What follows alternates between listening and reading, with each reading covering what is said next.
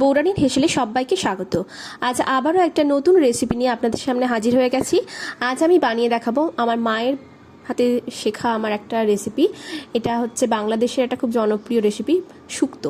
চলুন দেখে নেওয়া যাক আমি কিভাবে বানাচ্ছি। প্রথমে আমি এখানে কড়াইয়ে সর্ষের তেল দিয়ে উচ্ছেগুলোকে ভেজে নিচ্ছি। দেখুন উচ্ছেগুলোকে আমি সরু সরু করে কেটেছি। সামান্য পরিমাণে লবণ আর হলুদ দিয়ে আমি এটাকে ভেজে নিচ্ছি।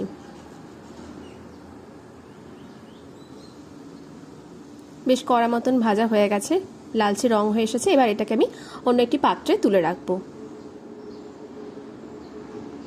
ওই কড়াইয়ের মধ্যে আবারও সামান্য কিছুটা সর্ষের তেল দিয়ে আমি ফোড়ন দিয়ে দিচ্ছি 5 ফোড়ন আর একটা তেজপাতা।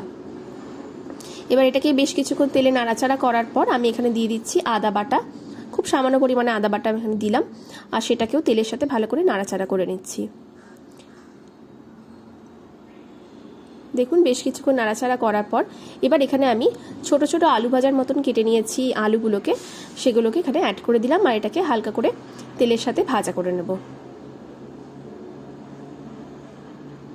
একইভাবে আমি পেঁপেগুলোকেও কেটে নিয়েছি, বেশ সরু করে কেটেছি।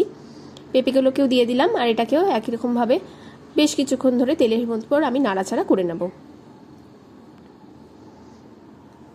দিয়ে দিচ্ছি কাঁচা কলা। কাঁচা কলাটাকে দিয়েও আমি বেশ কিছুক্ষণ এই সমস্ত সবজিকে নাড়াচাড়া করছি।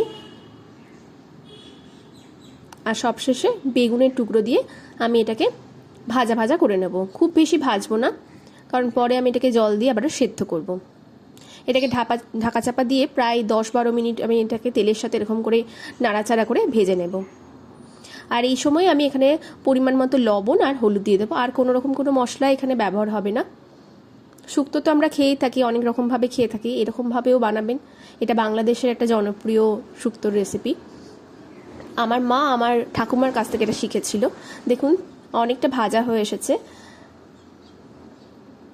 সবজিগুলো ভাজা হয়ে এসেছে। এবার আমি পরিমাণ মতো জল দিয়ে দেবো, কারণ এখানে যে সবজিগুলো আছে সেগুলো সেদ্ধ হওয়ার ব্যাপার আছে। পরিমাণ মতো জল দিয়ে আমি এটাকে আবারও 5 মিনিট সেদ্ধ হতে দেব। জল ফুটে এসেছে, আর এই সময় আমি যে উচ্ছেগুলো ভেজে রেখেছিলাম সেটাকেও অ্যাড করে দিয়েছি। কোনোভাবে সেই ভিডিওটা মিস হয়ে গেছে। জলটা অনেকটা শুকিয়ে এসেছে। এই সময় আমি এখানে স্পেশাল একটা মশলা, সেটা হচ্ছে রাঁধুনি গুঁড়ো।